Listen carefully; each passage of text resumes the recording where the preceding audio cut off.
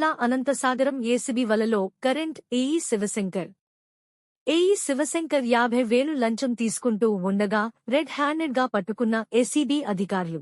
వచ్చిన సమాచారం మేరకు ఈ రోజు ఇక్కడ Ammapuram sub station 33 kV sub station AE గారు meter connection LT meter connection కోసం లంచం అడుగుతున్నారనేసి మాకు కంప్లైంట్ రావడం జరిగింది. దాని ప్రకారంగా ఈరోజు మేము రైడ్ చేశామండి. అండ్ ఏఈ గారిని రెడ్ హ్యాండెడ్గా పట్టుకున్నాము. అతను టోటల్గా 80,000 అమౌంట్ అడిగాడు, లంచం డిమాండ్ చేశాడు ఎల్టీ మీటర్ కనెక్షన్కి. దానిలో భాగంగా ఈరోజు 50,000 తెచ్చి కంప్లైంట్ ఇవ్వమన్నారు.